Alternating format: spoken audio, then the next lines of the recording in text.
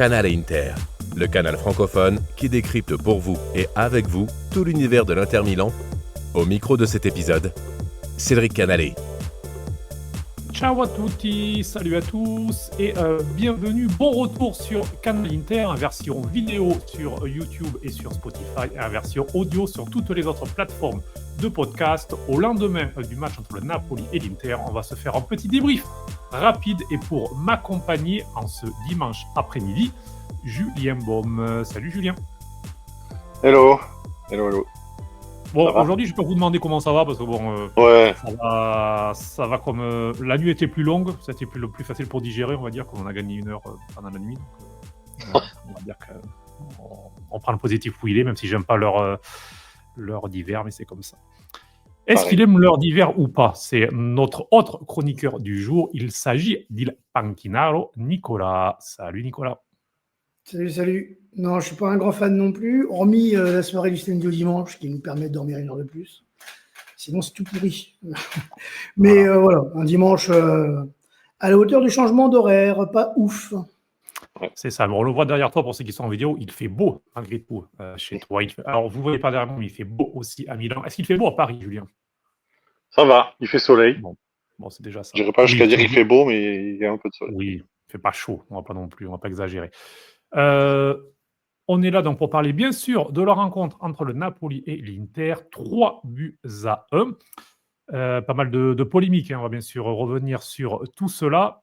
Avant de rentrer dans le vif du sujet, je vais vous demander à tous les deux ce que vous avez pensé de cette rencontre et est-ce que vous avez été surpris, du résultat et du contenu, puisque l'Inter restait tout de même sur 7 victoires consécutives depuis le revers 4-3 contre la Juve à Turin. On commence avec toi, Nicolas, vas-y. Surpris, oui et non, parce qu'on joue quand même le Napoli, qui est champion de titre. Voilà, donc, et au vu du début de saison et de la deuxième journée de la défaite contre Udine, juste avant le match, on était en position plutôt favorable, en ayant plutôt fait des matchs sérieux contre des équipes comme la Roma, qui était quand même plutôt une des bonnes surprises du début de saison.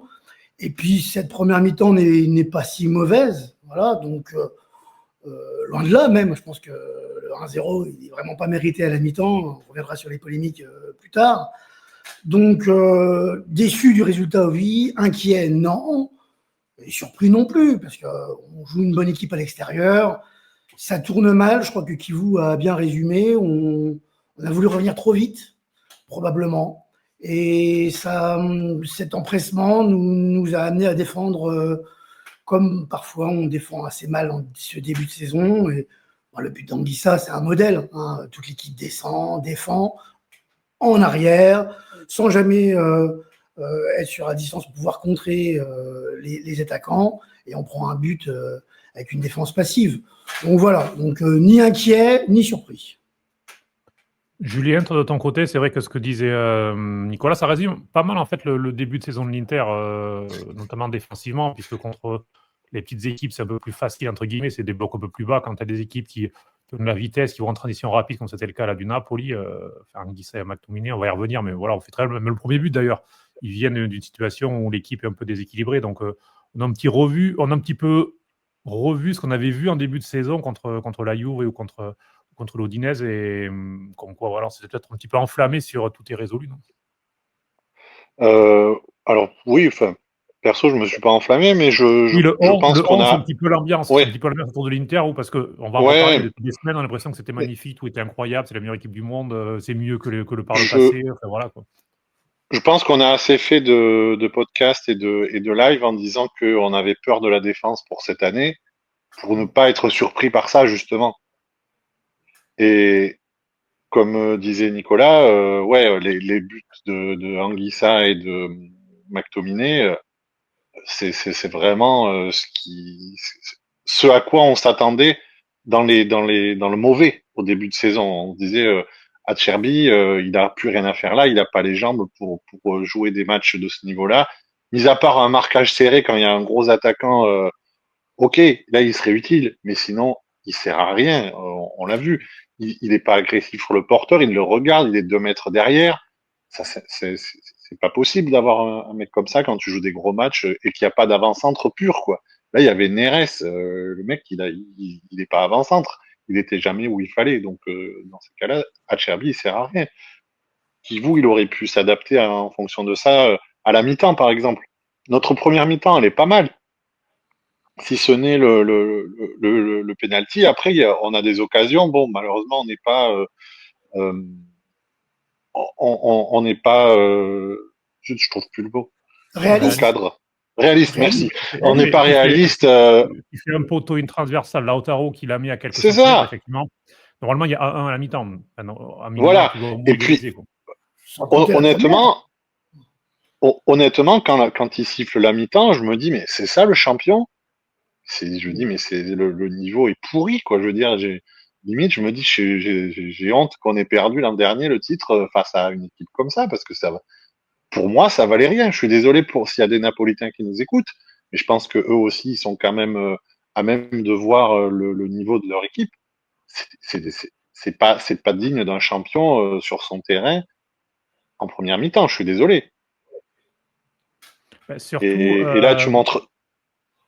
Surtout, bon, après, le Napoli était dans une période difficile en plus, c'est surtout ça. Il restait sur 2 défaites d'affilée, dont 6-2 Ouais, en bien Ligue des sûr. Champions, quand même, qui a fait bien tâche. Ils avaient beaucoup d'absents. Ils perdent De Bruyne d'ailleurs sur le penalty, mais ils avaient d'autres Oui. absents. Donc en plus, c'était une équipe, entre guillemets, où tu pouvais, pas dire l'achever, parce qu'on est encore tôt dans la saison, où tu pouvais lui faire mal. Justement, tu pouvais Bien lui passer sûr. devant, tu pouvais lui mettre 3 points d'avance, Ouais, ouais. la mettre un petit peu en crise. Et c'est peut-être là-dessus où il y a des regrets, surtout sur la seconde mi-temps, où on a l'impression que ben voilà, Ouais. t'as pas Mais réussi, quoi. Mais la seconde mi-temps, entre guillemets, pour moi, elle n'existe pas parce que dans la tête, ils ont totalement vrillé nos joueurs en étant focalisés sur l'injustice et tout ce qui tourne pas en leur sens, et ils sont complètement sortis du match. Bon, moi, je suis complètement d'accord. Il y a un peu de ça. Une deuxième mi-temps où on a perdu tout ce qu'on On, faisait en première mi-temps, en ouais, fait. on n'a pas joué. On n'a pas joué. La main, bon, elle y est. Donc, le péno, on vient à 2-1. Là, tu te dis, tiens, pourquoi pas? Et puis, 4 minutes plus tard ou 5 minutes plus tard, tu fais la grosse erreur défensive qui permet au Napoli de tuer le match définitivement. Voilà. Alors pour ceux qui nous suivent justement en vidéo, pour ceux qui nous suivent en vidéo, justement, je vous montre rapidement. J'ai mis seulement une image, puisque si on met les vidéos, ça YouTube bloque. Mais voilà, c'est la balle qui va vers McTominay et on voit que Acerbi est complètement à la ramasse. Il couvre de façon. Ah non, mais les 2 buts, ils sont pour lui. Hein. Ça, c'est. Voilà, Y a on va montrer l'autre après. C'est vrai que et là, on revient là-dessus. On revient sur le côté défense haute, pas adapté en fait, pas adapté à Acerbi. Et même le choix de Neres, vous en avez parlé avant, mais en fait, leur Conte, on va reparler avant. Je pense que ceux qui nous écoutent depuis même 2-3 ans savent ce que je pense d'Antonio Conte. L'entraîneur, par contre, est difficilement contestable et le choix de mettre Neres, qui n'est pas un avant-centre, justement, plutôt que Luka, qui est l'attaquant bien pesant, le point d'appui, et ça, Acerbi, les Lukaku, même les Haaland, il les mange. Il a plutôt mis Neres, qui est à droite, à gauche, et qui en fait a fait vriller Acerbi parce qu'il n'avait jamais de points. On le voit d'ailleurs sur l'image, il a Neres 4 mètres derrière lui, en fait il le suit, et il ne voit pas McTominay, et du coup il couvre tout le monde. Et voilà, donc là-dessus, Conte était bon, je pense, à la préparation du match, effectivement, en mettant Neres et en demandant à McTominay et à Anguissa de se projeter rapidement sur le point faible de l'Inter. Oui, mais alors du coup, quand tu sais ça, même la Gazzetta, il le savait. J'ai vu la compo hier matin sur Twitter où ils montraient que Neres était prévu en avant-centre. Donc Kivu aussi, il le savait. Il savait qu'Acerbi allait être en difficulté sur un truc comme ça. Pourquoi il n'anticipe pas ça? Et dans ces cas-là, s'il le voit à la mi-temps, pourquoi il change pas? Il se dit bon, bah, Acerbi, tu sers à rien. Soit je mets De Vrij, ou soit j'enlève un défenseur. Fais quelque chose. Je pense que le statut d'Acerbi dans l'effectif explique pourquoi il ne fait pas ça. Mais par contre, je suis assez d'accord, il aurait dû le faire. Peut-être qu'il a manqué de lucidité sur ce choix-là, et même sur son choix de compo de début de match. En plus, il n'a pas eu peur de sortir De Vrij mardi soir, alors que il a été en difficulté par moment. Je suis assez surpris qu'il ne l'ait pas fait hier, mais je pense que ça s'explique par le statut d'Acerbi dans cet effectif. Oui, mais tu lui expliques, tu dis, je te sors pas parce que t'es pas bon ou un truc comme ça, je te sors parce que t'es pas adapté au match. Et ça, un mec de son expérience, il est quand même apte à le comprendre, j'espère en tout cas. Oui, non, mais ça c'est sûr. Aussi, mais c'est un nouveau coach. Je pense qu'il faut prendre ça en considération aussi. C'est un coach qui n'a pas une expérience. Il est en fin de carrière. Au pire, il est pas content, ben bye. Hein. Oui, pour Acerbi. Mais Kivu, tu vois, En fait, si tu prends son passé de coach, il y a 6 mois avec Parme, et il arrive chez nous. Et je pense qu'il faut aussi tolérer, comme on tolère avec des nouveaux joueurs, des jeunes joueurs, des erreurs qui te coûtent des matchs. Il faut accepter aussi qu'un entraîneur qui est en phase d'apprentissage, quand même. Pour moi, il est en phase Ah ouais, mais bien d'apprentissage, sûr. phase des erreurs. Et là, je pense que c'en est une, effectivement. Ouais, voilà. Après, je lui en veux pas. Hein. Écoute, c'est normal. T'apprends, hein, mais Puisque, c'est juste que c'est dommage que nous on voit un truc que lui. Alors peut-être qu'il l'a vu, j'espère en tout cas. Mais peut-être il aurait pu réagir un peu plus tôt à la mi-temps parce que je pense qu'avec un peu plus d'audace, on aurait pu gagner. alors, puisque vous parlez de Christian Kivu, on va un petit peu changer le programme et parler tout de suite de lui. D'ailleurs, c'est son anniversaire en ce 26 octobre, Ouais. donc oui, on voit toute une nostri auguri à Christian Kivu. Alors, c'est vrai que sur ce match, alors, plusieurs points. C'est vrai que depuis plusieurs jours, il y a une pluie d'éloges sur Christian Kivu qui sont mérités en partie, puisque même si les 7 matchs étaient entre guillemets faciles, il n'y a pas de match facile en football, mais bon, l'Inter est à chaque fois favori. Même contre la Roma, c'était un peu plus à égalité, mais enfin bon, tous les matchs étaient abordables, on va dire. Ils les ont tous gagnés, les Interistes. Ils ont enchaîné une belle série. Il y a eu des beaux buts, la meilleure attaque d'Italie, tout ça, les 3 victoires larges en Ligue des Champions, dont avec 2 déplacements tout de même, donc enfin, tout très bien. Mais c'est vrai que du coup, on a l'impression que, enfin, moi je trouvais qu'on en faisait trop. Enfin, quand je dis de 11, c'est encore pareil, c'est tous les médias, c'est tout Ouais. ça, tous les suiveurs, les réseaux sociaux. Il y avait une sorte de à s'enflammer en quelque sorte sur Christian Kivu comme si c'était le nouveau Mourinho, j'ai aussi entendu. Voilà, c'est un entraîneur qui maintenant a quoi? Il a 24 matchs en pro. 13 avec Parme et 11 avec l'Inter. Vous l'avez dit avant, certainement sur Acerbi, il a fait une erreur peut-être déjà dans la compo, parce qu'à partir du moment qu'on le sait depuis la veille que c'est Neres, il peut dire je mets De Vrij, ou quand je dis dans l'axe, alors Bissek, vous allez peut-être me dire oulala, mais bon, ça peut s'adapter pour la vitesse. Enfin voilà, il y avait d'autres solutions peut-être à faire. Bon, c'est plus facile de parler après, bien sûr. Mais voilà, et je suis d'accord avec vous. Après, justement, je vais vous demander, je pense que Kivu a réussi à renverser la situation après le match à Turin contre la Juve, où il y a ce 4-3, mais je trouve qu'il a réussi à récupérer un Çalhanoğlu qui, jusqu'à ce match-là, était catastrophique. Et encore hier, il fait plutôt un bon match, Çalhanoğlu. Il a réussi à récupérer pas mal de joueurs, il a réussi à créer quelque chose, à se faire aimer par son groupe en les protégeant lors de cette période-là et en suivant. Et du coup, c'est sûr qu'il est dans une gestion du groupe où il est un petit peu le grand frère, en quelque sorte, et il essaie de créer ce côté très empathique qui est de sa personnalité. Et c'est sûr, du coup, peut-être que enlever un Acerbi, des choses comme ça, peut-être qu'il hésite un petit peu, toucher des choses. Alors, pas pendant les matchs, on le voit que pendant les matchs, à la 60e, il sort Lautaro, il sort Barella, enfin bon, ça, il n'a pas de problème. Et peut-être que voilà, effectivement, les statuts, pour l'instant, il fait encore attention aussi par rapport à ça, parce qu'il sait que c'est un vestiaire fragile, entre guillemets, qui sort d'une fin de saison dernière très compliquée. Donc, peut-être qu'il fait un petit peu encore attention. C'est aussi pour ça qu'il est resté sur le 3-5-2, d'ailleurs, qu'il n'a pas voulu toucher. Qu'est-ce que vous en pensez? Alors moi, je suis complètement d'accord avec ton analyse. Et puis, pour rebondir tout de suite au 3-5-2, vu que c'est le dernier élément, c'était un débat qu'on avait en début de saison. Ça me paraissait assez évident de rester sur une continuité tactique, surtout avec l'effectif tel qu'il est composé. Enfin, je veux dire, on a parlé de la défense lente, qui n'est pas adaptée à un système à 4 derrière. Donc déjà, ça implique un axe à 3 et 2 pistons, automatiquement, pour moi, dans cet effectif. Du coup, il n'y a pas vraiment le choix. Donc, il a été pragmatique, il a choisi un 3-5-2, c'est la continuité, mais c'est pas la complète. Pour moi, il y a quand même des différences. C'est-à-dire que c'est la même tactique, mais la manière de jouer a un peu évolué, quoi. Et je trouve ça plutôt agréable. Voilà, je trouve qu'il y a une progression, il y a une attention dans le jeu qui est plutôt louable.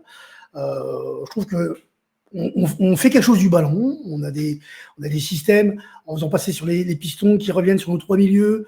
On fait beaucoup mieux qu'avec, je trouve, qu'à la fin de saison dernière, en tout cas. Je ne veux pas généraliser parce qu'Inzaghi, il a fait comme du sacré taf. Mais en fin de saison dernière, c'était un système qui était en train de s'essouffler. On était peut-être trop attendu par les équipes, ils savaient comment jouer.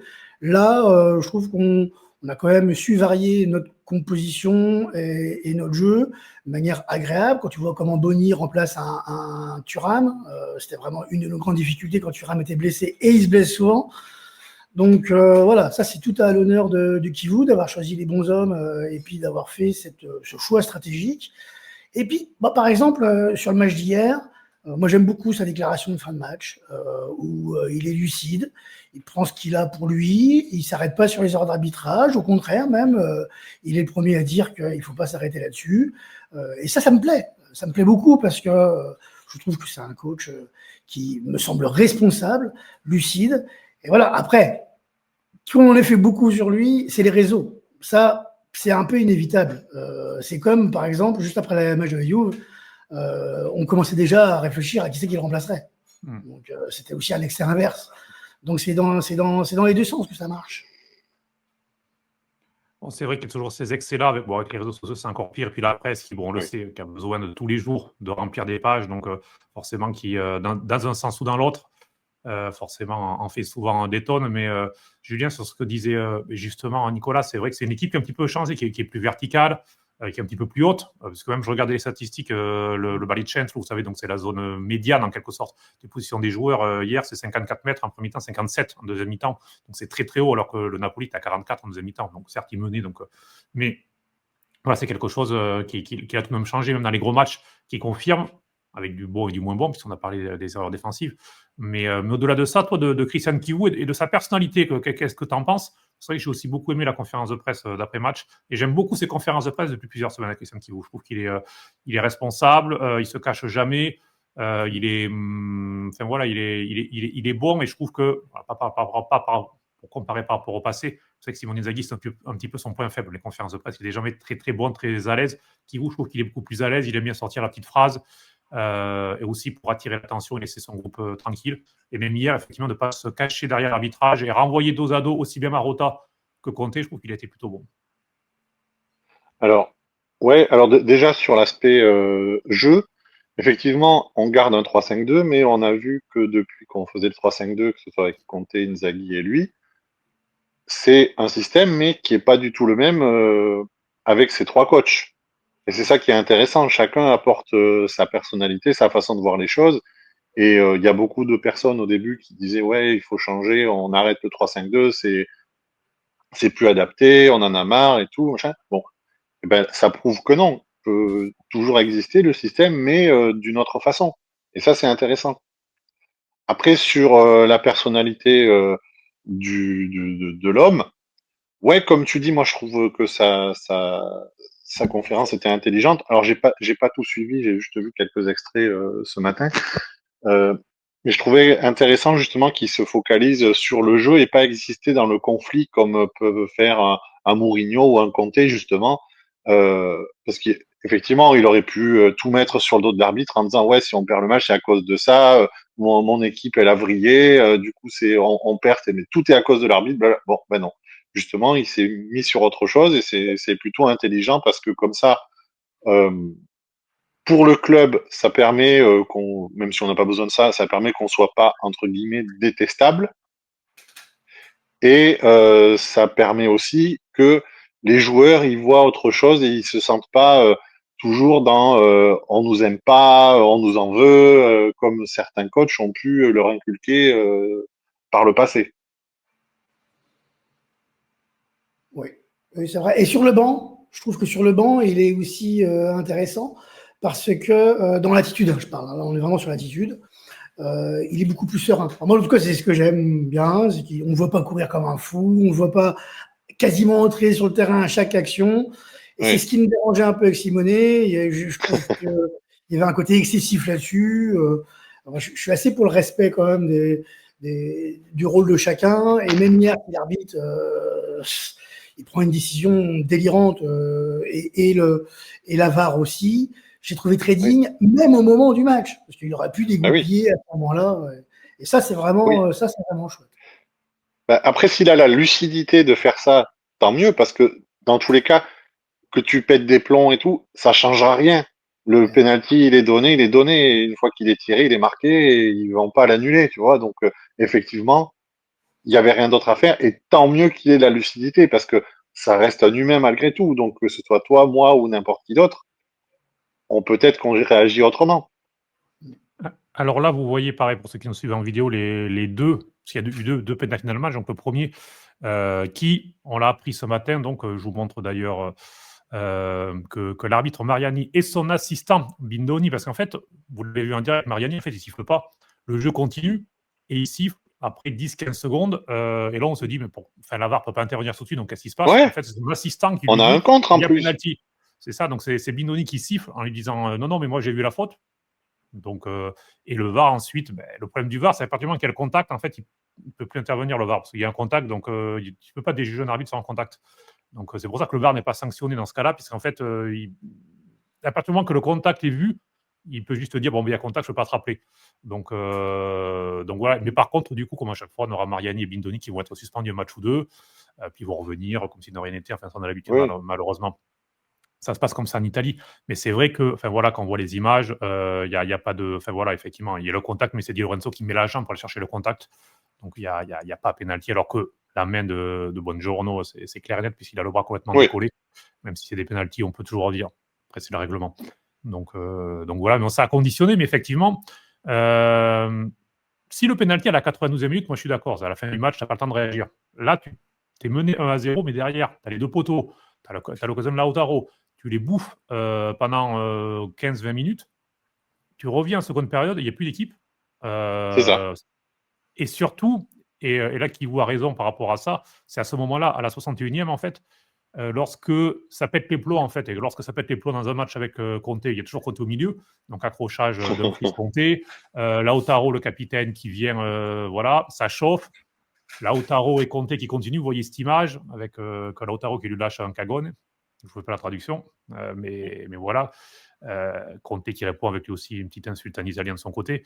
Donc ça nous a rappelé il y a quelques années quand ça s'est terminé avec un four ring de boxe, vous savez, pour dédramatiser. Ah oui. Lorsque Conte était l'entraîneur de Lautaro et qu'il avait sorti en cours de match. Mais en fait, l'Inter a fini son match à la 61e. Moi, à ce moment-là, après cette échauffourée, en fait, il n'y a plus de match. Il n'y a plus une action, il n'y a plus rien eu. Et d'ailleurs, qui vaut à la 70e ou 75e, il fait 3 changements. Et il fait rentrer Luis Enrique. Et t'as vu la gueule des changements, c'est ce que j'allais dire. Tu balances le match, en fait. Quand il fait... C'est ça, quand il fait rentrer ça, tu dis tu veux plus gagner, c'est bon, tu considères que t'as perdu. Il a compris, est-ce que vous êtes d'accord? Je pense qu'il a compris lui aussi qu'à ce moment-là, d'ailleurs il a dit après en conférence que l'équipe est sortie du match, en fait il a vu que 3-1, il n'y avait plus rien, il s'est dit on rejoue dans 3 jours. Allez, je fais souffler Tchala, je fais souffler Barella, vaut mieux plutôt que risquer peut-être une blessure et compagnie. Alors, je suis désolé, je sans doute me prendre un Julien out, mais Barella, son match, il est nul. Il n'a pas été bon. Il a été... Ça n'a pas été le pire, mais oui, il n'a pas été terrible. Enfin, moi Barella, je l'attends dans ces matchs-là. Je vous remonte les notes de Giuliano qui était un petit peu dur avec Boni. Mais, 0, moi j'ai trouvé intéressant en première mi-temps Boni. C'est la deuxième où il n'est pas bon. Oui, je lui ai dit c'est un nouveau Arnautovic, parce qu'il mettait des 0 Arnautovic, mais après il était énervé Giuliano hier soir, donc un petit peu comme nous tous, mais il était un petit peu dur avec lui, mais effectivement, après les emojis, il est toujours très très bon par contre. Un jour, je lui ai demandé de faire le match qu'avec des emojis, je pense que ça peut être très drôle. Ouais, puis ça serait parlant en plus. Mais oui, Giuliano, c'est la preuve qu'il ne faut pas mettre des notes trop tôt après les matchs, c'est pas de reporter par l'émotion. Et voilà, parce que je pense que Boni, effectivement, il ne fait pas un grand match, loin de là. Il mériterait peut-être un 5. Ouais, c'est ça. Mais sinon, à part ça, les autres notes, je suis assez raccord. Les notes ou les emojis d'ailleurs. Oui, la décision de Conte, n'importe quoi, putain. Lapsus.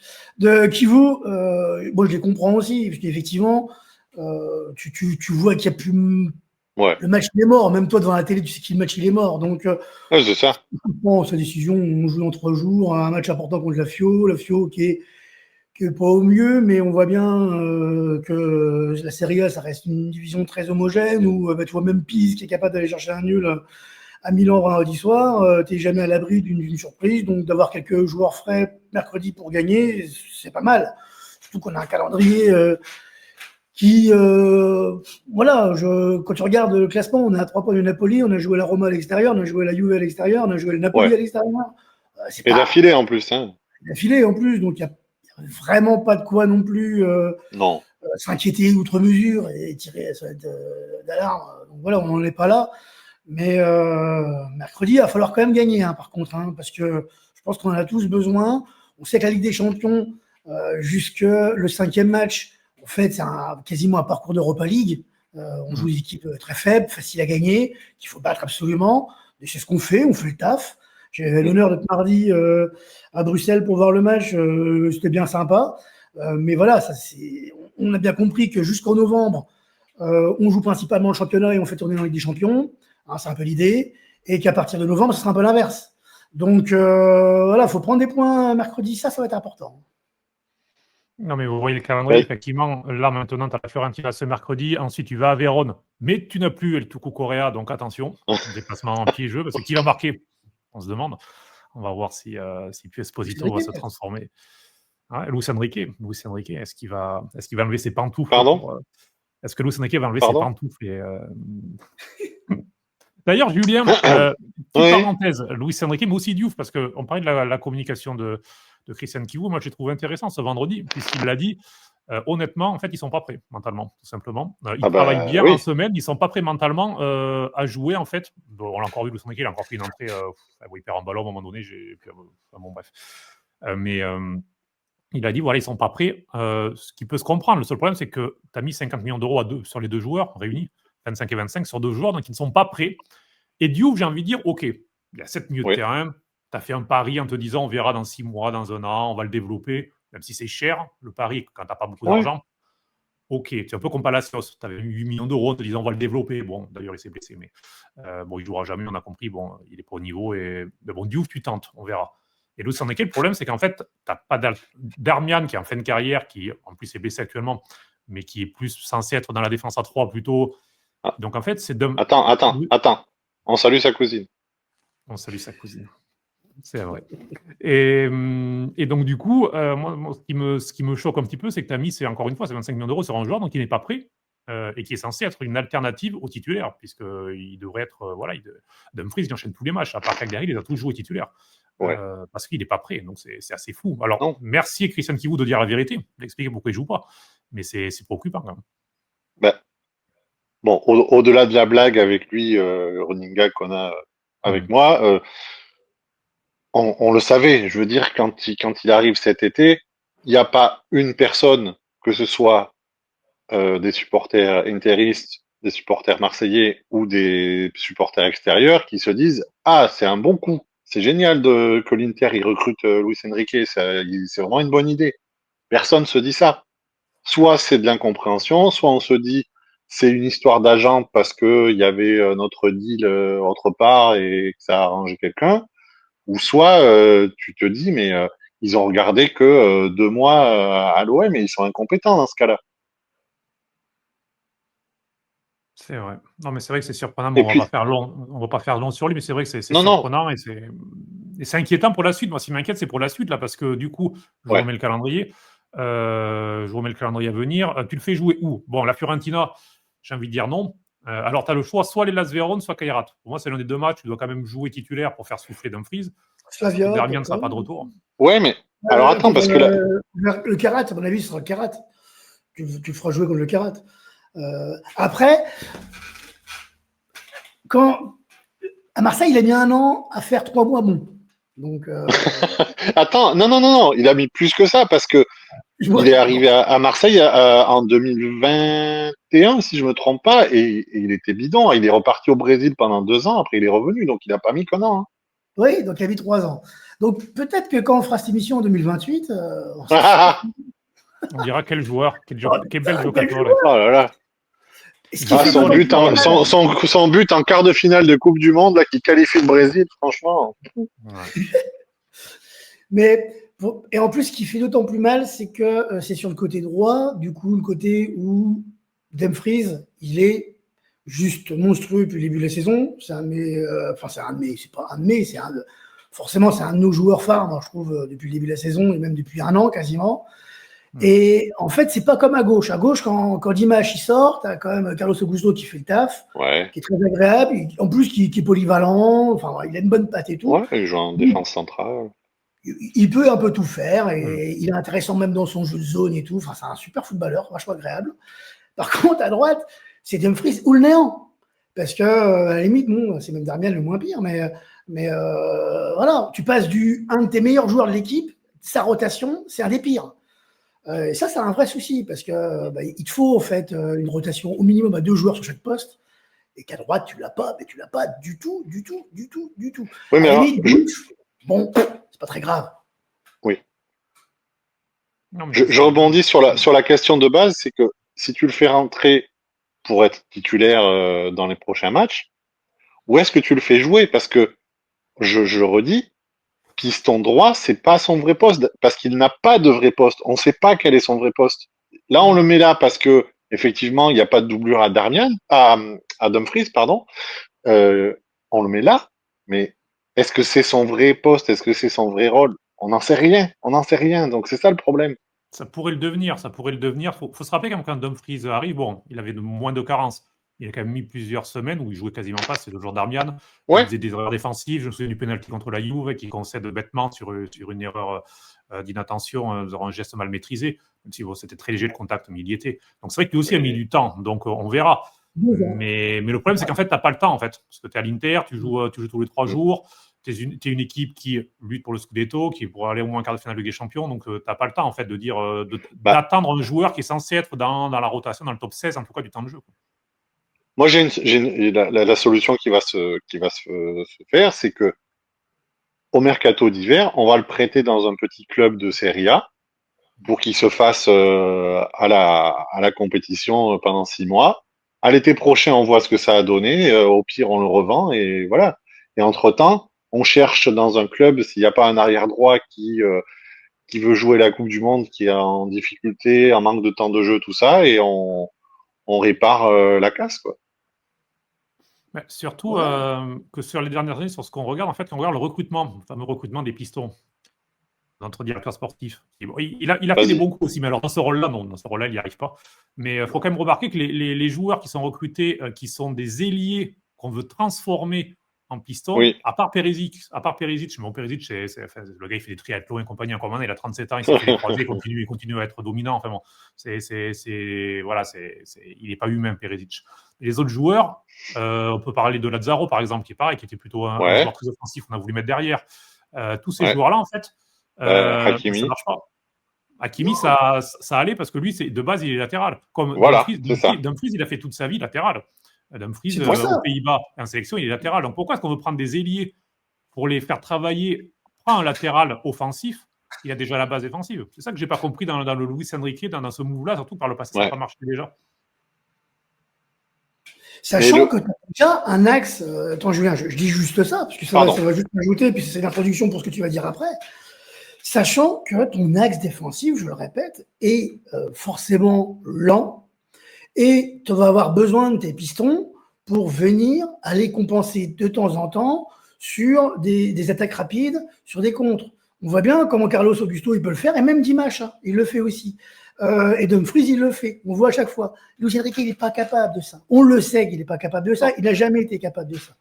Et du coup, ta rotation, ben, tu penches ton équipe. Parce que notre des faiblesses cette année, et ça le sera jusqu'en juin de l'année prochaine, minimum, j'espère qu'il y aura quand même une réaction en juin de l'année prochaine, c'est notre défense. Donc voilà, le choix il est encore plus inexplicable quand tu connais la composition de ton effectif. C'est vrai, mais bon, on verra effectivement si en janvier, Sassuolo, par exemple, prendra ou Diouf ou Luis Enrique, ou les deux, on verra. Mais bon, on sait qu'il y a des bons rapports entre l'Inter et Sassuolo pour les prêts, donc voilà, on verra. Et puis sinon, Luis Enrique, il téléphone à De Zerbi, il lui dira vas-y, à Sassuolo, vas-y. C'est vrai, il connaît, c'est vrai qu'en plus de Zerbi, il connaît bien Sassuolo, donc il pourra lui conseiller. Je t'envoie des pantoufles. C'est ça. Nous, on va vous laisser en pantoufles ce dimanche. Il faut se reposer tranquillement, passer un bon dimanche d'automne. C'est un plaisir de passer cette demi-heure ensemble post-Napoli-Inter. On l'a un petit peu monté un petit peu à l'arrache ce podcast. On avait envie quand même de parler de ce match et de parler de la suite, donc, puisque dès mercredi, ça va enchaîner avec la Fiorentina. Prono rapidement. Pas prono sur le match. Allez, je vais vous demander, je vous remets le calendrier. Et pour terminer, je vous dis d'ici la trêve, puisque d'ici la trêve, il y a donc Inter-Fiorentina, Verona-Inter, Inter-Cagliari et Inter-Lazio. Donc 4 matchs, dont 3 à la maison. C'est ça, 3 à la maison. Combien de points? Alors encore une fois, il y a 2 compétitions, mais on englobe tout sur 12 points. Combien? Allez. Moi, je pense 12. Bah oui, c'est à notre portée. De toute façon, Pioli, ça va être la victime de l'Inter. Ça se trouve, vous écoutez ça et il a été viré, parce qu'on ne sait pas, parce que là, 18h, il y a Fiorentina-Bologne, parce que le pauvre, il se fait Milan-Bologne-Inter en une semaine. C'est déjà relégable, c'est pas top, mais si Pioli est encore là, on verra s'il sera en feu ou pas. Mais, ouais. Donc vous êtes d'accord, 12? Bah ouais.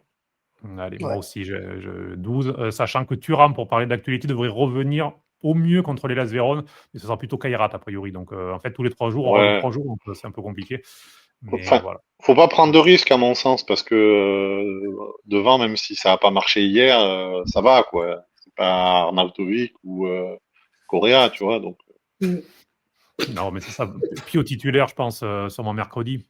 Il y a des chances qu'il soit ouais, titulaire. On verra si ce sera avec Boni ou avec Lautaro. Parce que Lautaro, il enchaîne du coup là. Parce que là, il a fait 3 titularisations. Il revient du voyage en c'est Argentine. ça. Donc on verra. Mais puis je le trouve manque un petit peu d'énergie. De toute façon, quand il s'énerve comme ça, Lautaro, ça veut dire qu'il est manque physiquement, il est pas au top et Oui. que donc mentalement, il. Parce que on n'en a pas parlé, mais peut-être que le tour du match. Tu as parlé de la frappe qu'il met juste à côté, qu'on aime déjà mener 1-0. Mais il y a la balle de 1-0 là quand même dans le premier quart d'heure où il n'est pas du tout en jeu. C'est celle-là, il doit la foutre au fond. Et elle ressemble un petit peu à l'action qu'il a loupée contre Saint-Gilloise en paniquant un peu devant le gardien. Là. Je trouve qu'il a manqué un peu de discernement. On lui en veut pas. Et un petit mot sur le calendrier. On a intérêt de faire 12 sur 12 parce que vous avez vu la fin de l'image. Bon, c'est le derby à la reprise. Et puis juste après, c'est un déplacement contre l'Atlético Madrid. On a intérêt à faire 12 sur 12. On appréhendera ces 2 matchs-là de manière plus légère. Surtout que c'est retour de trêve international, donc ça veut dire Lautaro qui aura été, je crois qu'ils vont en Inde cette fois-ci, l'Argentine. Enfin, bon, punaise. Donc c'est le bon vieux temps des matchs amicaux de l'Argentine et du Brésil, on en a déjà parlé, je crois d'ailleurs dans un épisode, mais le bon vieux temps où ils jouaient les matchs amicaux en Europe, c'était bien. Les contrats Nike et compagnie, où ils faisaient les matchs à Wembley, tout ça, c'était génial. Là, malheureusement, ils vont en Inde, donc ça fera encore pas mal d'heures d'avion, même si ce sera le dimanche, le derby. Donc, bon. Il peut pas faire une blessure diplomatique un peu là? Ah, je peux pas venir. Alors, le pire, c'est que si je me souviens bien, Barella est suspendu, mais pour le premier match de la nationale, et donc ça veut dire qu'il fera le rassemblement en entier. Et Lautaro est enfin suspendu, mais pour le prochain match d'éliminatoire à la Coupe du Monde de l'Argentine, donc en gros dans 2 ans. Donc, vous savez, il était menacé de suspension pendant 6 mois. Pendant 6 mois, ou pendant 1 an, on disait qu'il faut qu'il prenne un carton pour enfin rater un match. Il le prenait jamais. Il a enfin pris le carton lors du dernier match des éliminatoires. Ouais, pas le bon. C'est ça, du coup, il sera suspendu le premier match des éliminatoires. Donc, en plus, ça veut dire qu'il fera le début du rassemblement, mais dans 2 ans. Enfin, bref, c'est lunaire. Mais bon, donc, il aime son pays. Luis Enrique, il veut pas aller au Brésil ou en Inde ou je sais pas, jouer des trucs. Il y a Luis Enrique d'ailleurs en sélection brésilienne, ça qui est fou. C'est pas le même, mais ouais, mais on dit qu'on est échange. Et puis... ouais, je pense qu'il y a que ça à faire. Nicolas, merci beaucoup d'avoir été avec nous ce dimanche. Merci à toi et pour l'invite. Et puis, c'est toujours un plaisir de participer avec vous. Puis on te retrouve aussi pour parler de la Série B, puisque au-delà de l'Inter et de la Série A de la Ligue des Champions, il y a aussi la Série B que tu suis assidûment pour Planto Calcio. Je fais aussi partie du projet, donc je fais des passes décisives comme ça. Mais voilà, on te retrouve, tu as sorti 2 épisodes récemment avec Max de Passion Calcio France, donc voilà, on peut te retrouver aussi là-bas. Oui, on fait des podcasts réguliers. Puis là, l'actualité en Série B, c'est pas l'occasion d'en parler. On va pas en parler, mais c'est un peu fou avec la Samp qui est au fond du classement, Bari, la Mafia qui a la Juve Stabia. C'est un peu le délire absolu. Empoli qui perd son coach au bout de 6 matchs. Bon, c'est un festival. La Liga B, quoi. Mais ouais, c'est un plaisir de partager ça. Donc, c'est disponible sur Spotify et toutes les plateformes, ça arrive un petit peu en retard. 10 heures, je sais que le France, ça met 48 heures à arriver, mais ça arrive aussi. Donc, et puis Julien Baume, qui était avec nous encore une fois, chroniqueur de Canal Inter, et puis on te retrouve sur les réseaux sociaux à ce nom-là, Julien Baume. Donc, merci beaucoup d'avoir été avec nous, Julien. Eh ben, merci à toi pour l'invite. Tu peux remettre tes pantoufles et profiter de ton dimanche. Ça va, c'est parti. Nous, on se retrouve très très prochainement. Je salue aussi Giuliano et Logan, mes camarades, avec qui je fais les notes, les visuels tout au long également de la saison. Salut à tous. Ciao. Ciao. C'était Canal Inter avec Cédric Canalé. À retrouver sur toutes les plateformes de podcast. Alla prossima, fratelli nerazzurri.